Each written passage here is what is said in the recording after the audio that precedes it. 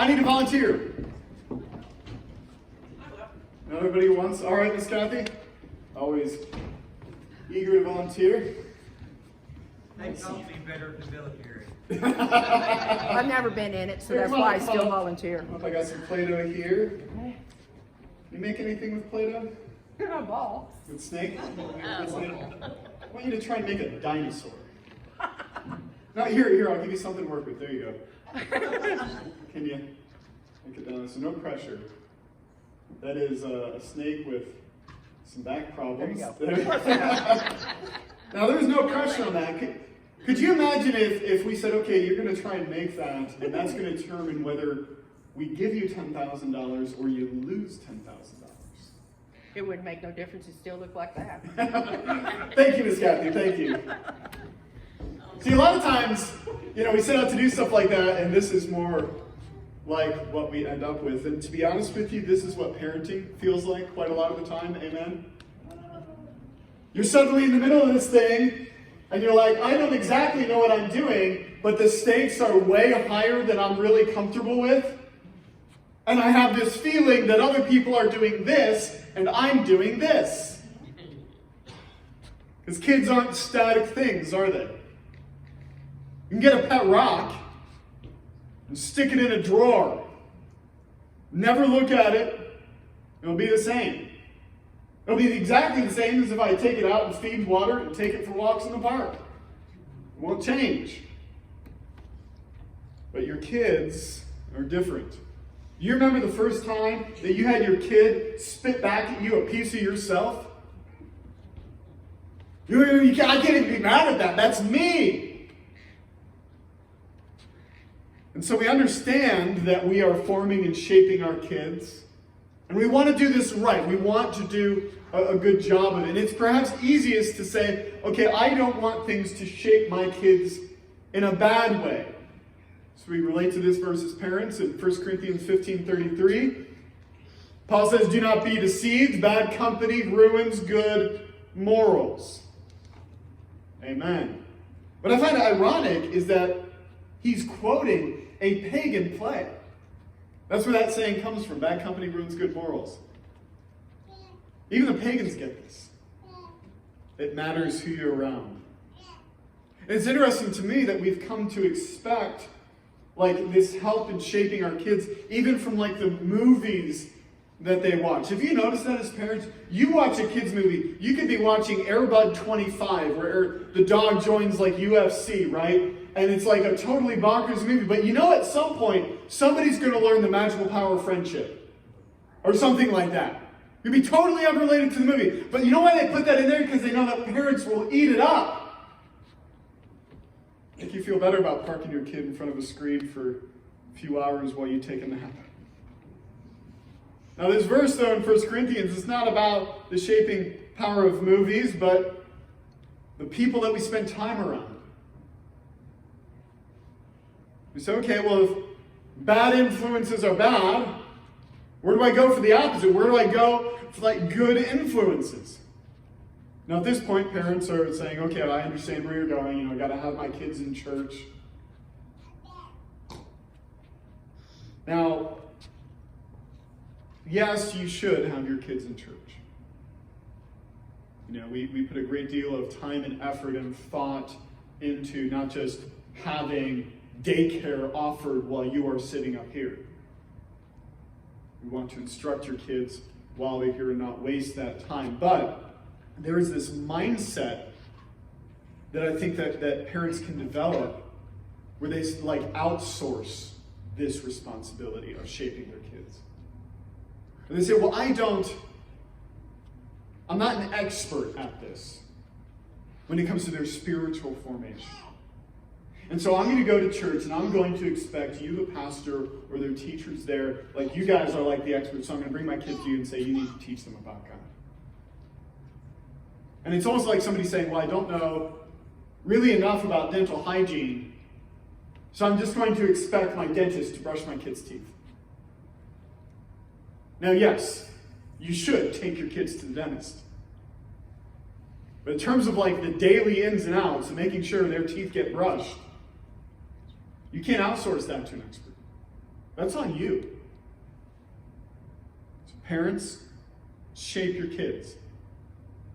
Now, you're doing this whether you think about it or not. You're going to shape them into the kind of people they're going to be as adults. And this isn't just me saying it. Most of what the Bible has to say about parenting has nothing to do with potty training, has nothing to do with timeouts, or when you gave your kid a cell phone, or I guess it would have been a tablet back then. We're going to look at the book of Deuteronomy this morning. Deuteronomy chapter 4. Now, Deuteronomy is written at a transition point. So you got the nation of Israel, they've been slaves in Egypt. God has brought them out of slavery. He's given them the law, the 10 Commandments. He's revealed himself to them. And now they're preparing to enter into the promised land. So here's what he tells them. Only take care and keep your soul diligently, lest you forget the things that your eyes have seen, and lest they depart from your heart all the days of your life. Make them known to your children and to your children's children. So I just want to say, like right at the top, those of you who your kids aren't living with you anymore, or you got grandkids or whatever, you don't get a pass today. There is an expectation that this continues, this shaping influence. No matter how old you are still shaped by your parents. And some of you have had a much more direct role in raising your grandkids than you thought you would. This is for all of us. How on the day that you stood before the Lord your God at Horeb, the Lord said to me, gather the people to me, that I may let them hear my words, so that they may learn to fear me all the days that they live on the earth, and hear that again, and that they may teach their children so. Moses tells them, hey, you had this encounter with God on the mountain. God revealed himself to you. He's not going to do this, by the way, the same way with every generation. We're not going to go back to Horeb every 40 years so the next generation of people can have the same experience. What God expects you to do is to pass this on. And this isn't Moses' job. This isn't going to be Joshua's job. It's your job. They would have the written copy of these events, but there's not going to be enough. I mean, they're handwriting these scrolls. There's not going to be enough for every family in the nation of Israel to have one of those and just tell your kids, we'll go read the scroll. Parents, teach your kids. Now, the priests were told and the Levites were told to teach and explain the law, but they're not around your kids like you are. I don't think I really understood before I had kids just how much of my life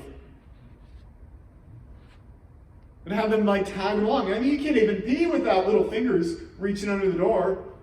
Somebody knocking on the door asking for juice. Who's around your kids more than you?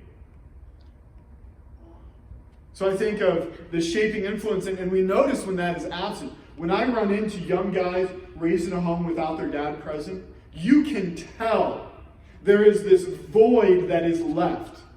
And just in the small things, like how to give a firm handshake and look someone in the eyes. Don't let your kid's spiritual formation have that same void. And say, okay, well, I understand that I need to have this influence on my kids. I need to bring them up in the ways of God. But this feels like a really heavy burden, right? We understand, okay, this is massively important. And now I understand, okay, this is my responsibility, but how do I go about doing this? Because if I were to tell you today, hey, your kid needs tonsil surgery and you're going to do it, that'd be kind of terrifying. If I can look at a video on YouTube, I have a general understanding of, all right, they need to come out. I know generally where the tonsils are, but I'm pretty sure I'm going to kill my kid doing this. So Deuteronomy 6, again, gives us a picture of what this looks like in the daily life of the family. This is after the Shema, one of the most important parts of the Old Testament. God says, "Hear, O Israel, the Lord your God is one God." He says, "You shall teach them diligently to your children, and shall talk of them when you sit in your house, and when you walk by the way, and when you lie down, and when you rise. You shall bind them as a sign on your hand, and they shall be as frontlets between your eyes. You shall write them on the doorposts of your house and on your gates." And again, they're told this again in Deuteronomy chapter 11. Talking about the commands of God. You shall teach them to your children. Talking of them when you're sitting in your house, and when you're walking by the way, and when you lie down, and when you rise. You shall write them on the doorposts of your house and on your gates. There's this repetition there. Be diligent about this. Talk about this stuff. And it's not aiming for, like, you sit down with your kids and you have the God talk. Say, all right, now that's out of the way. Or that you pick some topic and say, all right, come on, kids, sit down. Daddy's got a PowerPoint presentation for you about the importance of giving. Steady list, a bunch of daily settings. Think about what you do every day. Walking and waiting and sitting and standing when you're waiting in traffic, when you're eating dinner. Today I would add to this, put down your phone. Speaking to myself there too, put down your phone and talk to your kids. We post questions online every week as follow-ups to what we do with your kids on a Sunday morning or Wednesday night. We just want to provide you with the opportunity, even if you're saying, oh, what do I say? Just ask them a few questions. And so in our family life, like, we're not like going over in detail our family budget with Mitchell, right? But we are trying to constantly reinforce, just for example, giving, like whenever we're cleaning out rooms, we always got a donate pile. And we tell them it is important to be generous with the stuff that you have. Have conversations with them about, why we write this check once a month. We give money to what God is doing. That's important to us.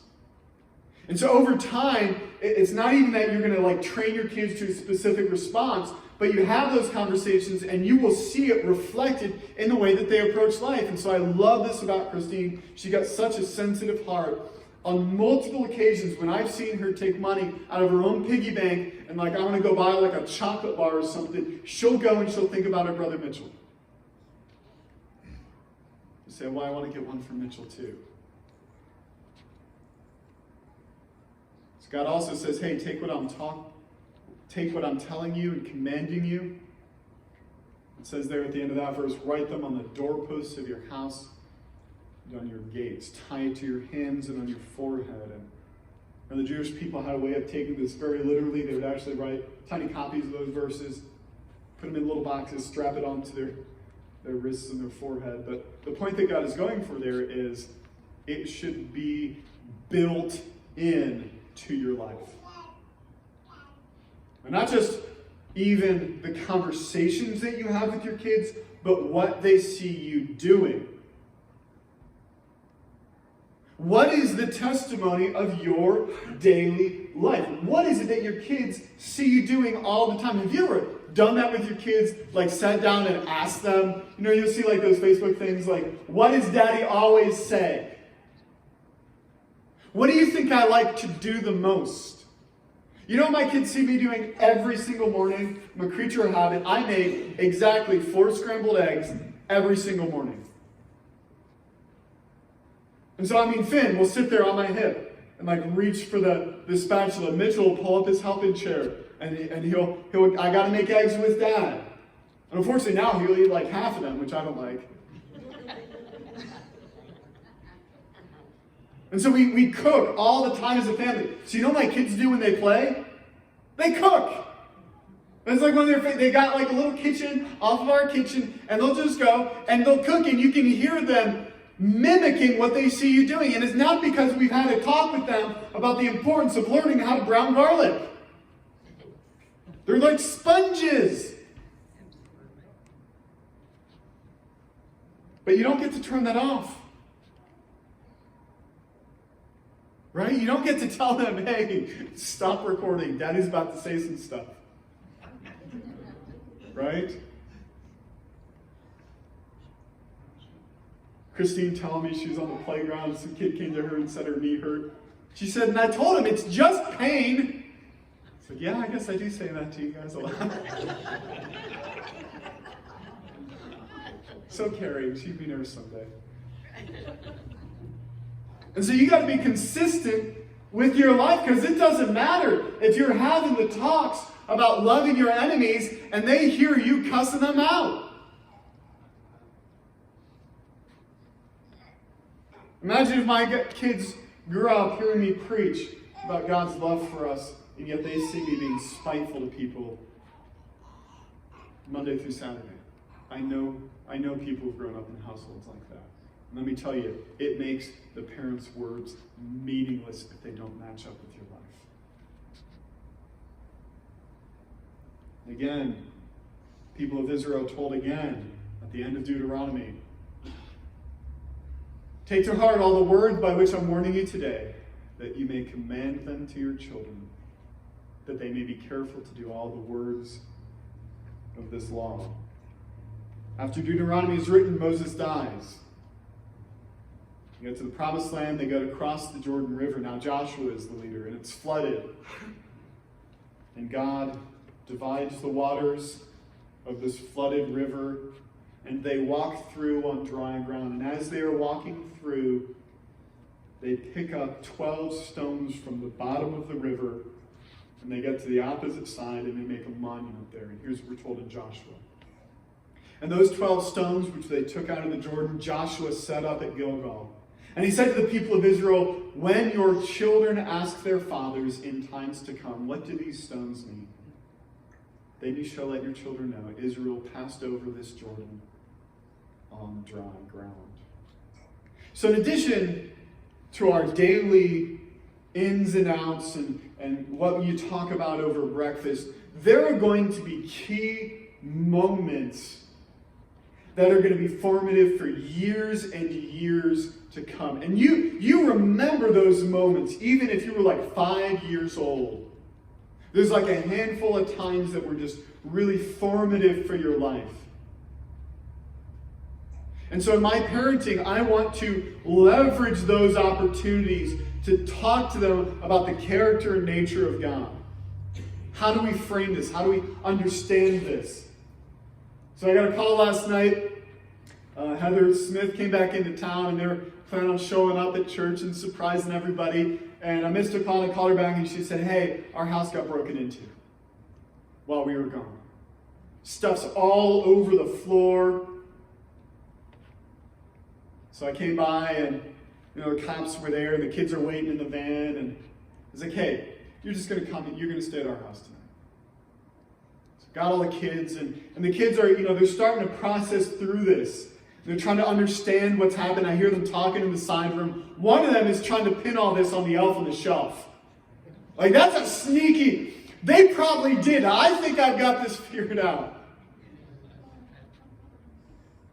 And so I went in, and I said, she was still doing the photography thing with the police. And I said, hey, I want you kids to understand, they may not catch who did this. But God knows. And one of the promises that the Bible gives us is that God will bring justice to them. They're going to answer to God for what they did. And so we can rest in that knowledge. Later on, I heard Heather telling her kids, it's just stuff. We're alive. We didn't get hurt. Anything that's broken or missing can be replaced. Just looking because they're going to remember this moment. Later on today, I'm going to have a conversation with them about what Jesus has to say about giving a cup of cold water to any of these because they're my children and you've done it to me. Make sure Christine understands. You understand that we had a chance basically to have Jesus sleep on our sofa last night, and that was pretty awesome. How are you going to use those moments in the life of your family? What will your kids remember when they look back at the monuments of your life? The expectation wasn't just for that generation as they came into Israel and entered into the promised land, but that generation would teach the next generation, and they would teach the next generation. And unfortunately, this didn't happen. So at the opening of the book of Judges, here's what we're told. And all that generation also were gathered to their fathers. And there arose another generation after them who did not know the Lord, or the work that he had done for Israel. Something critical failed to happen here. And so often as parents, we're quick to point the blame at the evil world out there. Right? Oh, it's those people. They're trying to corrupt their kids. Let me be honest with you. When this doesn't happen, was it the Philistines' fault? Was it the Canaanites' fault that they didn't know God, that their kids didn't know him? No, that responsibility was the parents. Now understand, your responsibility is for what you do. What your kids grow up and do with that knowledge, that's on them. So we don't need to add to ourselves, if our kids grow up and they go the wrong way, all I control is my actions with them. And sometimes we've got to let go of that control and say, God, I have done what I can and I don't know what else to do. But there's another way to fail. There's another way to miss this handoff. And that is this: we can create and model for our kids and make them good, upright, hardworking, kind, and caring, successful kids that go to college and completely miss the gospel.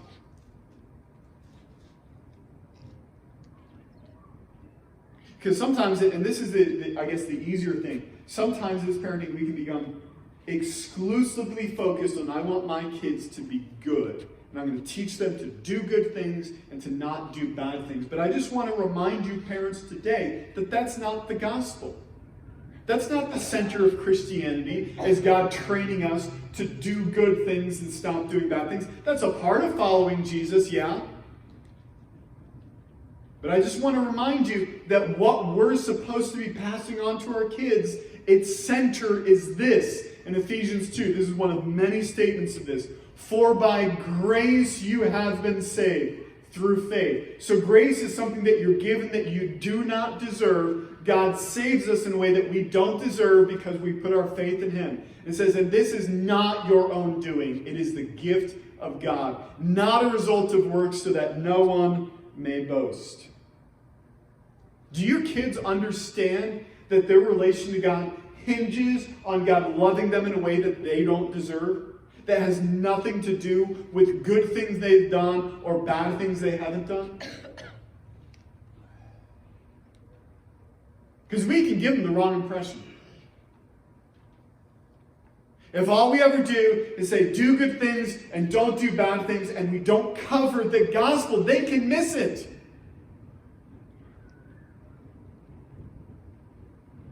The gospel is not that if I'm a really good person, God will love me and let me into heaven. The gospel starts with the idea that I'm not good, and no one is. And if you spend 2 minutes trying to get Mitchell to put on shoes, you'll agree with me. So before any good thing I can teach them to do, or any bad thing to teach them to avoid, I want my kids to understand the concept of grace. So there's going to be times as a parent that I'm going to need to show them grace and say, you don't deserve this good. Now, we don't make that like a way to avoid consequences, because those are really important for kids. You absolutely have to help them understand their actions have consequences. But you also need to mix into that this idea that my love for you as a parent is not contingent on your performance. And so sometimes there's going to be a moment, I know, when each of my kids is going to mess up terribly. And it's just going to be that moment where there's going to be fear for them. Will this harm my relationship with mom and dad? And I want to be prepared in that moment to say, hey, I just need you to understand, beyond any consequences you're going to experience, that our love for you is unshaken. Your identity as our kid is not changed by what you've done.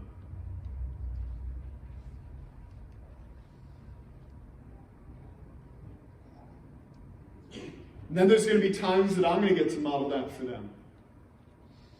That I, as a parent, believe it or not, don't have it all together. Say it ain't so. You ever try and hide that from your kids?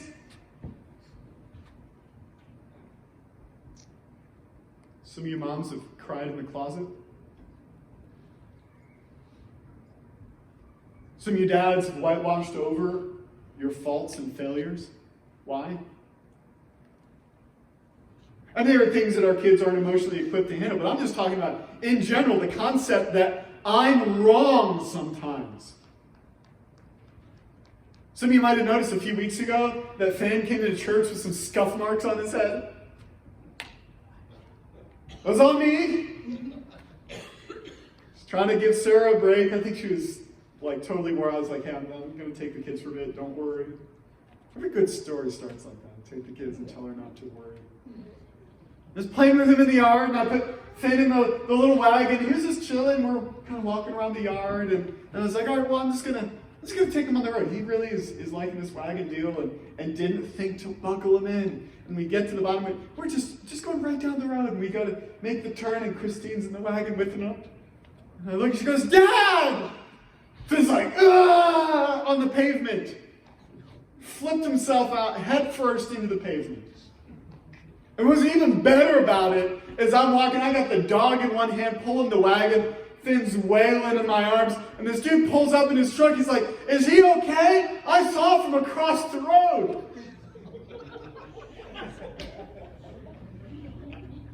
We're good. I mean, I didn't have a business card to give him like, hey, I'm Pastor Aaron, you know.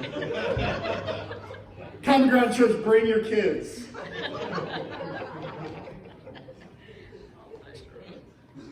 I need grace. I need grace because I've got so many flaws. Ever had to go to your kids and apologize for losing your temper?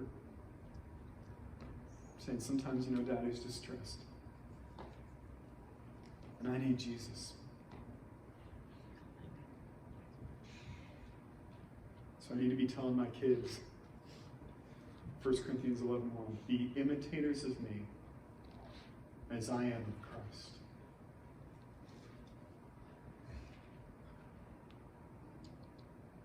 What is the example of your life? It's never too late to change this. Your kids could be grown. You could have grandkids older than me. But to say, Lord, today I want to shape them. Do all that is in my power to do. By your grace and your power.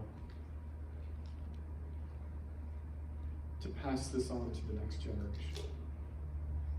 And I just want to say, one of the things I appreciate about you as a church is that you have that concern. I'm saying not just me and my own individual family, but we as a church want to do all that is in our power to make sure that this next generation gets it.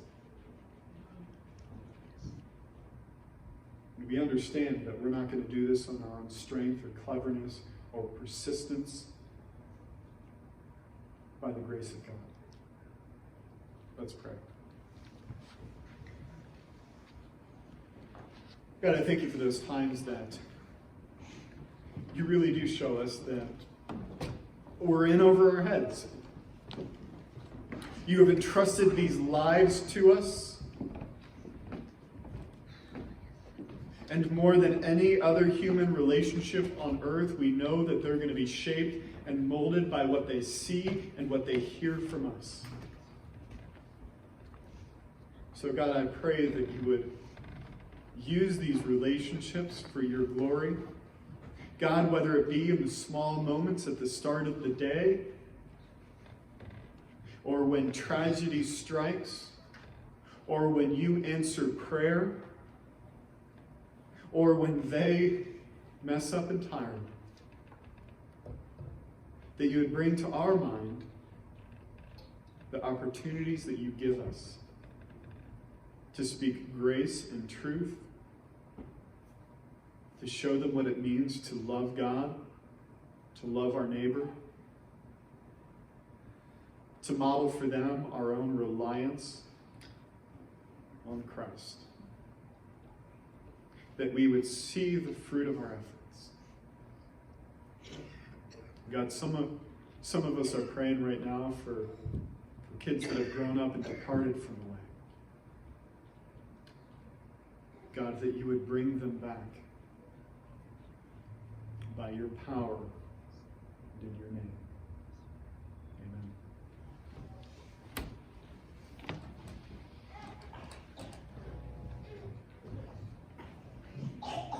Staying with us. I think we can all agree on one thing, that Aaron is not a perfect father. But we're not perfect parents either, and we going for this week. I've already heard this sermon so often every week. I come in here and listen to what Aaron's prepared for us, and I'll have already watched it on YouTube. Basically, well, not the same one, obviously, but so it's really something on my heart too. God's trying to kick me in the butt. So let's go forward and give God control of our parenting lives.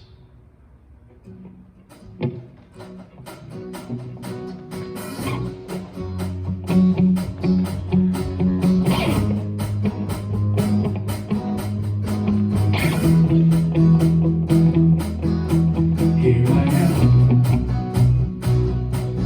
all my intentions, all my obsessions, I want to lay them all down in your hands.